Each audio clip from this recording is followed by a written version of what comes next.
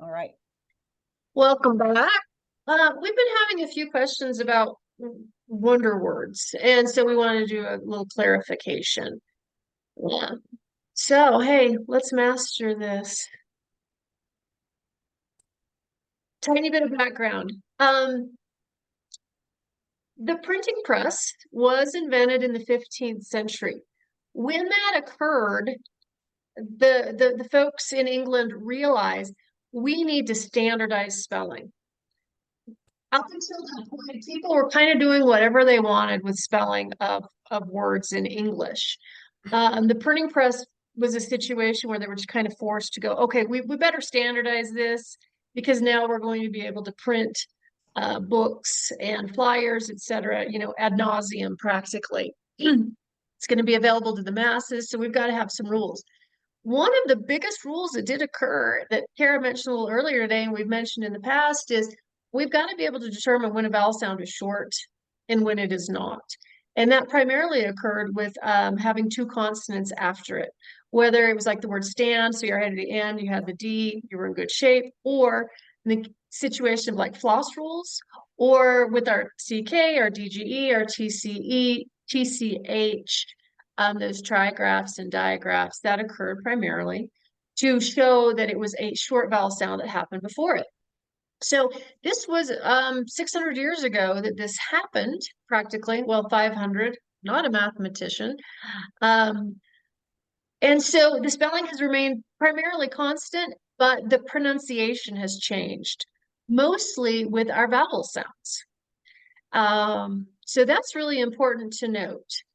And that is why sometimes there's going to be extra work associated with spelling versus reading. And that's when spelling is more difficult than reading, is because pronunciation has changed and yet spelling has not. So you also have learned that the English writing system always prioritizes meaning over sound. And that's a huge reason why, is that the spelling hasn't changed for centuries. The sound has. The words where we tend to have the most unusual spellings associated with pronunciation come from our Old English words. These are words that had occurred before the year 1000, specifically 1066, when William the Conqueror, who was from the Normandy region of France, became the King of England. That's when he brought in all of that Latin. But the words before then, from the Angles, the Jutes, the Danes, the Vikings, those are our Old English words. Those are the ones that tend to they have the vowel digraphs. They also have a lot of the words that tend to be irregular, quote unquote, for spelling. We know for most of those irregular words, though, there is a reason based on their origin or their etymology, the history of that word, that helps us to understand why a word is spelled the way that it is. And maybe part of the reason also, maybe it's because their speech was slurred because they were inebriated half of the time. So they chose not to go with sound for spelling. There's one little joke. Wait, there's more. What on earth are you talking about? What do you mean they were inebriated all the time? What? Oh, Jen, keeping it real. Oh, keeping it real. Even think about like the Scottish pronunciation of words, gret. That's how they pronounce the word great. Gret. So, a lot of these vowel sounds have shifted. Oh, look at the love in this woman's eyes. Isn't he a manly man? He smells good too. All right. So this has caused the orthography or the spelling of a small percentage of English words to appear irregular and what Kara has termed wonder words.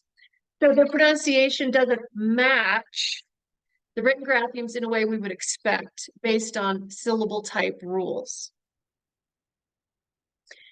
Once again, it's primarily those vowels that are not matching the sound that we would expect based on their grapheme.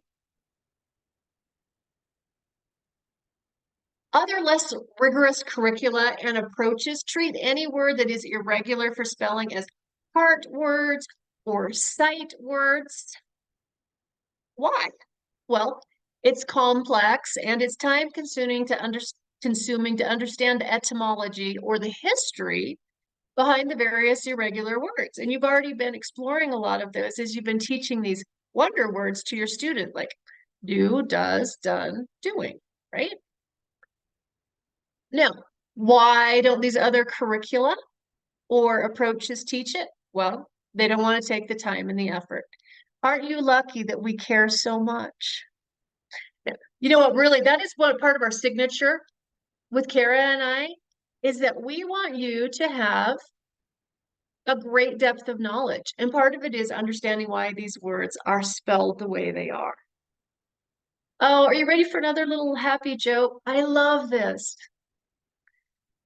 The fact that some people can't distinguish between etymology and entomology bugs me in ways I can't put into words. I know I said that to Kara earlier this week. I was like, oh, this is perfect. I'm going to put it into my PowerPoint for today. If you don't understand that, look up those words, see why it's funny.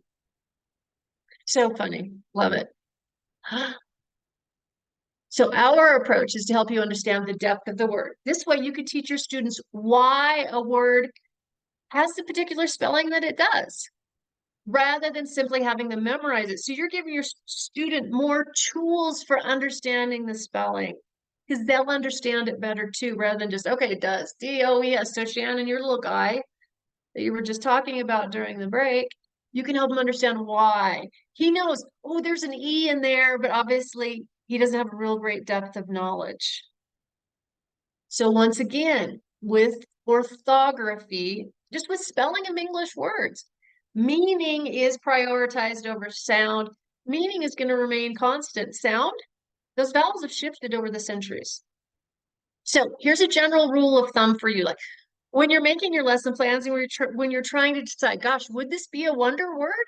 Well, code it.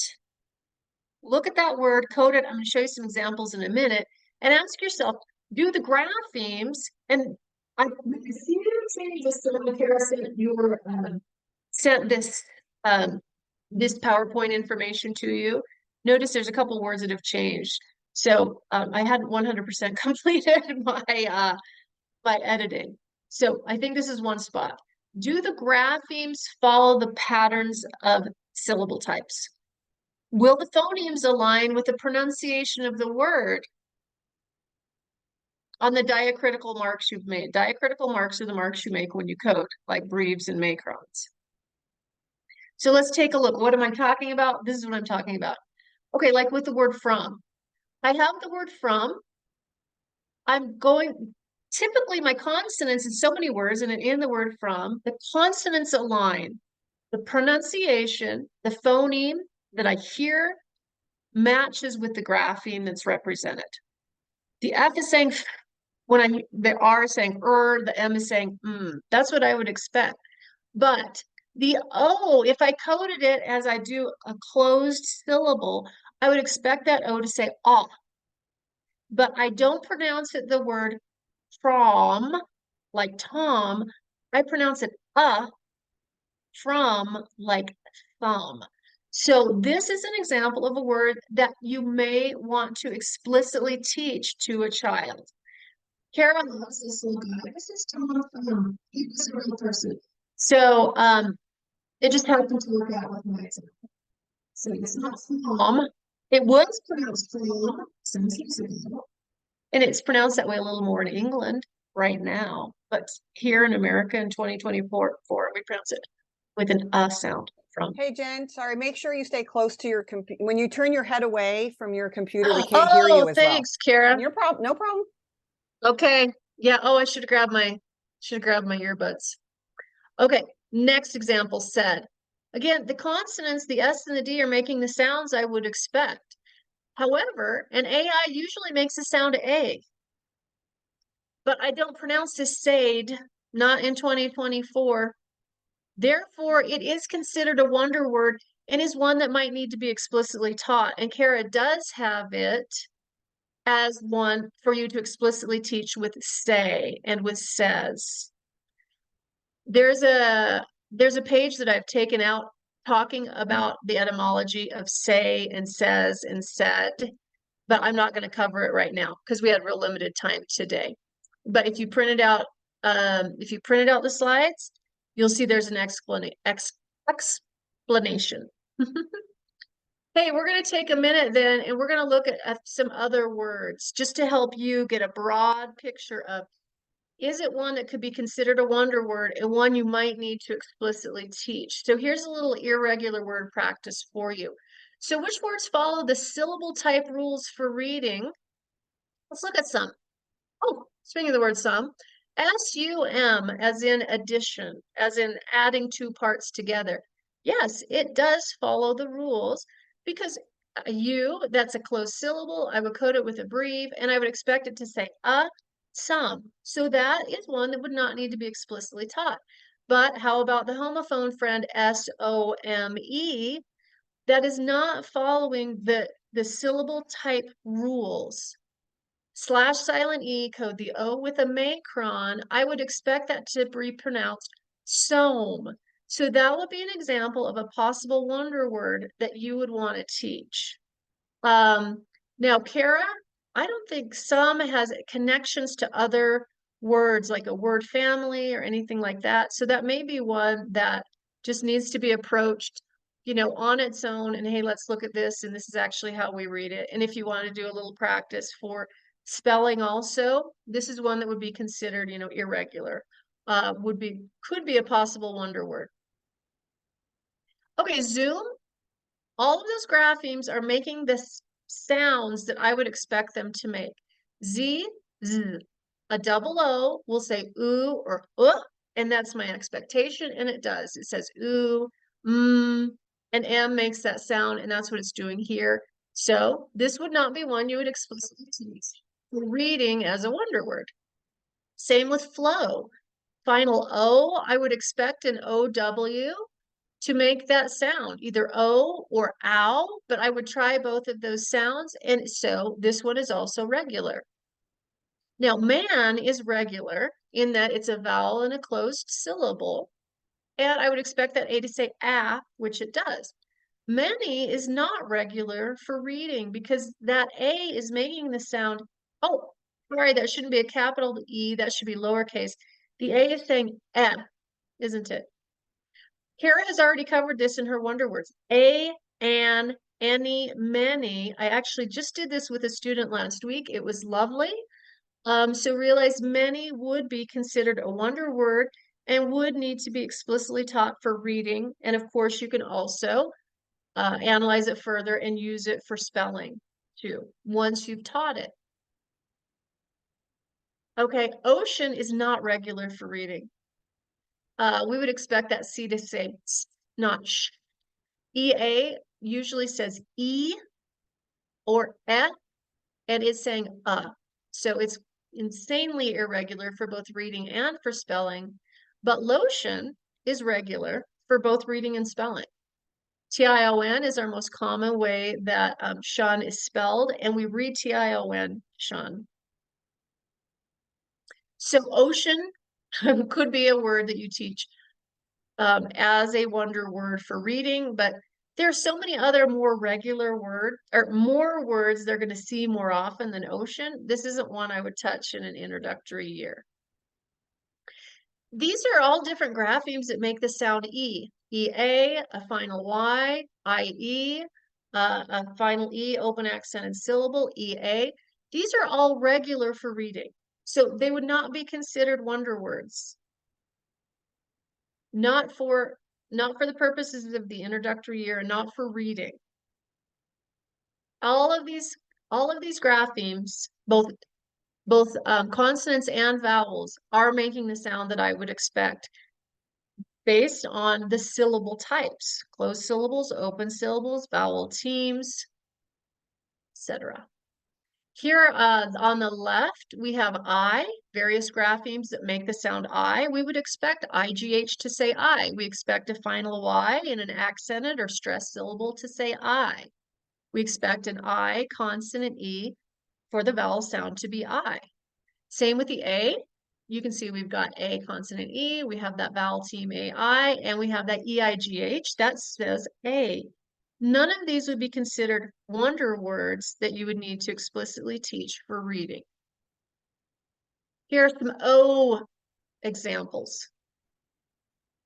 We expect vowel team OE to say O. We expect vowel team OW to say O or OW. They have to try both sounds if they're not sure. Same with all of them except for though.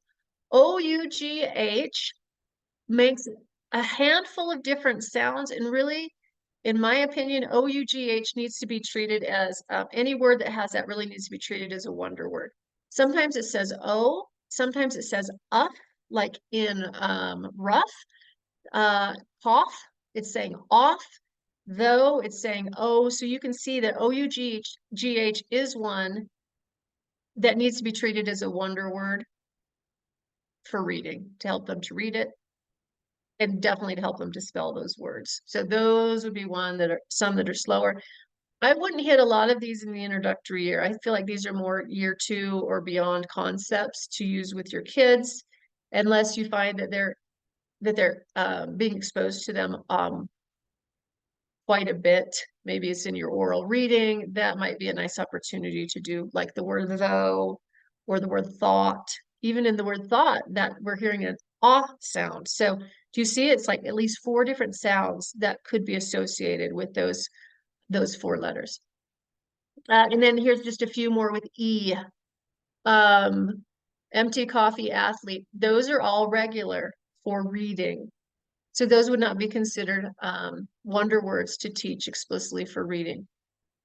And then how about, a lot of our homophones, vein, vein, vein, peak, peak. These are all regular for reading. In EI, I'm expecting to make the sound A. That's one of the 2 sounds that it makes. The other sound it makes is E, like ceiling, but that's regular for reading. And then prize and nose, although prize is irregular for spelling because there's not a lot of Z's in the medial position, this is regular for reading. Okay? Okie dokie. Let me jump back to first PowerPoint. So final thoughts for you guys.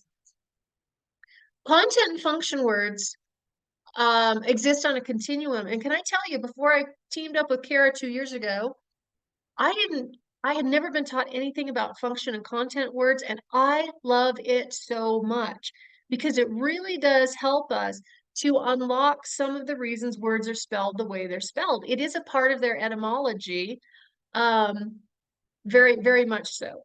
We know that those function words are going to be shorter, and that's why be, we, me, and she only have 2, and then also the 3 words. But sometimes some words act like a content word in some ways, and sometimes they act more like a function word, like the word do. Like, do you like pizza? And Kara, you can probably explain this better than I, but you like pizza? Really, our verb in there, the predicate is like. That's the action that's happening. The do is kind of not necessary. You like pizza? Would still get the idea across. That's just semantically or syntactically the way it's built. Versus do your homework. The do in that sentence is very much the action. So it's more important in that particular situation. So realize we can provide broad description of category, but not every word is going to fit neatly into one of those categories, depending on the particular situation. And it only happens with some of these high frequency words that come from that old English layer of language. Kara, anything you feel like adding to that comment? Okay, great. So a little more with content and function words. We know all about them, but they really are legitimate grammatical and linguistic concepts to be considered for encoding, but also to be considered when you are thinking about whether or not the word is indeed irregular for reading. Oops. Oh, this was like funny. Like Kara, I was actually on the treadmill this morning. And I was trying to decide which picture to use. Oh, look, see, I've got this witch doctor, but he's actually medieval. He's 15th century. I am And really we're talking, scared. I'm scared to ask the depths of the internet that you plumbed to find these ridiculous graphics. I just searched for an image. Kara, don't be frightened. Okay, there we go. Now it's fixed. Um, so just because you haven't explicitly taught a concept yet does not make it a wonder word. So for example, just because you haven't taught vowel consonant E doesn't mean that the word make is a wonder word. Okay. Some of you were just confusing, I think, the idea of, well, I wonder how that's spelled if you know that your child doesn't know it. So what we were trying to do here in this presentation was to help you understand that there are specific reasons that a word would be considered a wonder word for reading versus, oh, my kid just hasn't been exposed to it yet. So that does, just because they haven't been exposed to ER doesn't mean that hermit is a wonder word. Hermit is completely regular for reading. Those graphemes are making the sounds that we would expect them to make. Couch, even if you haven't taught ow yet, couch is completely regular for reading. OU, we would expect to make the sound ow, CH the sound ch. Same with foil and doctor. That's why I pulled up that creepy doctor, the plague doctor. They haven't learned that OR makes a sound in an unaccented syllable yet, but it's completely regular for reading. Okay, questions? And I have a question for the group. Yeah. So Question. we use the term wonder word. Why would we shy away from using terms like sight word or trick word that we so often see in these programs that, are utilized? Yeah. Now, sight word typically is associated with the most common words in English. A lot of those are not irregular. Some of them are, like the word from, like the word said, in that they're, well, I'm using the term irregular. We know said actually isn't irregular if you understand the history of it. But many of those words that are the most common words in English that we see, the most commonly used 300 words, 400 words, 500 words, you do need to know them by sight, but many of them are regular in that they follow those syllable type patterns. Heart words, you need to know them by heart. Again, that's used words like though, could, because they have something silent or something that does not match the grapheme and the pronunciation. Kara hates the word trick words, and I agree with her because if you understand the history of it, if you understand the etymology, the vast majority of those words, there's a reason that they are spelled the way they are spelled. So I like Kara's term wonder word, but I think that you need to understand that even though a wonder word, one child may know a word where another child might not know that particular word, that's been a little bit muddy. It seems like it's kind of gotten muddied in your understanding. Did that answer your question, Kristen? Yeah. And to kind of go to Kara's point of, we want every word to eventually become a sight word, which means it's just automatically recognized without any need to code. Yeah. Just helping everyone to kind of understand that. And I always say too, everyone's sight word lexicon is slightly different. Even if you taught a given group of students a set of, wonder words, each student's ability to automatically recognize those words might be different. So yeah, definitely.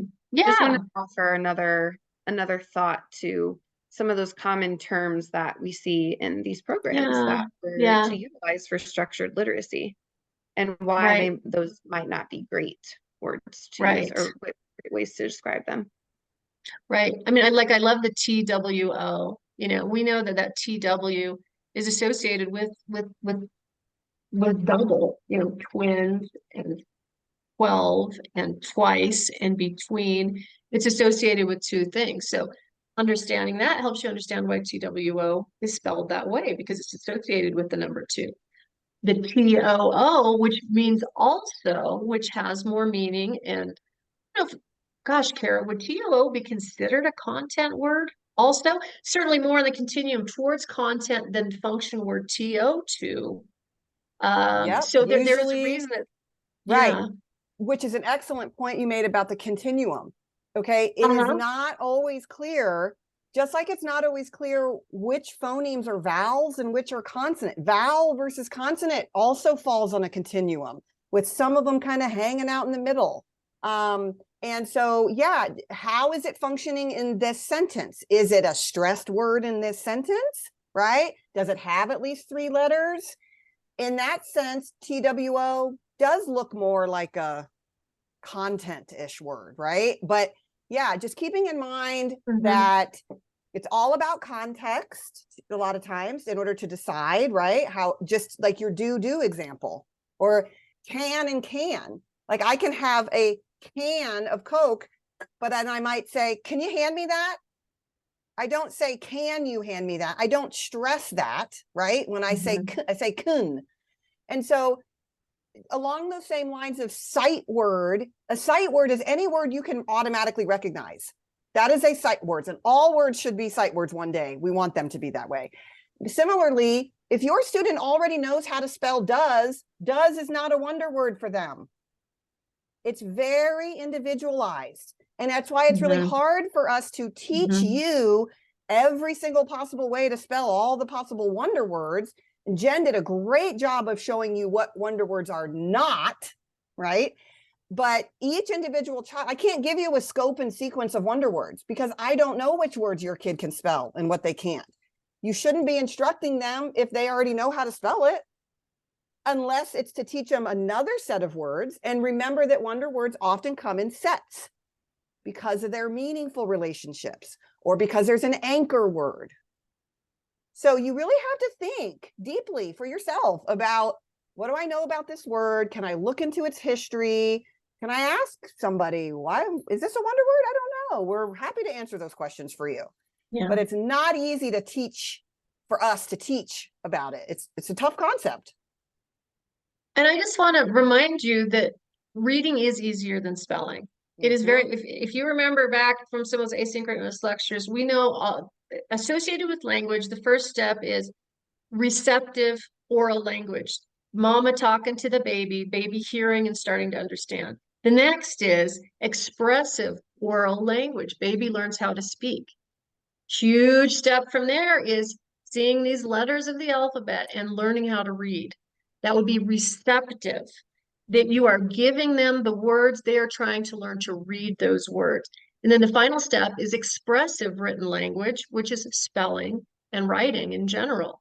Spelling is more difficult because we have about 44 graphemes, but about, I'm sorry, 44 sounds, 44 phonemes, but about 100 ways that we write those graphemes, that we write those sounds that are expressed in graphemes. That's why spelling is so much more difficult. And that is why, especially for your introductory year, we're having you do only the default spellings to help the child learn how to spell the most regular patterns of English. That's why you will spell with a double E, but we're not having you spell any words that have an EA. That's why we have you spell a consonant E for the sound A in the medial position, but we're not having you spell with an AI to help the children learn those most regular patterns before we spell too many unusual things. However, Deb had asked, how do you explain that to primary students who don't know the spelling rules, but need to know those words? That's why you're going to have to take them one at a time or a few at a time if they are historically linked with a family, etc. Then that's how you're going to teach it for reading. And then also you can apply it for spelling, but it is a slower process than generalizations like, oh, when you see A consonant E, that A is going to make the sound A and that E is going to be silent. So you have to go more slowly with these words that really are, that don't have those matches for reading of the grapheme and the phoneme, and then definitely be even more explicit as they're learning how to spell them. It will be a slower process. It will be a slower process. One little girl, I thought she was solid on is, am, was, were. She spelled was yesterday, W-U-S. She can read it just fine, but then when she's considering the sound she's hearing, I'm like, we're going to keep drilling this. And you, I'm sure, have experienced the same. That to spell these words that don't match phoneme to grapheme as we would expect, they're just harder to learn. I can share, I have, it's called an irregular spelling sheet that has, it's very VAKT, that is recommended like by Suzanne Character, one of the co-authors of our multisensory teaching, the Birch book, that she did for scientific spelling, that I find to be really helpful. Happy to share that with you, where the kids are analyzing what makes it irregular. And then they practice like naming it, writing it, their eyes closed, skywriting. They do that for about 3 minutes, all these different things. They do a tactile experience, spelling it, naming it, and that helps to get it into their memory. But the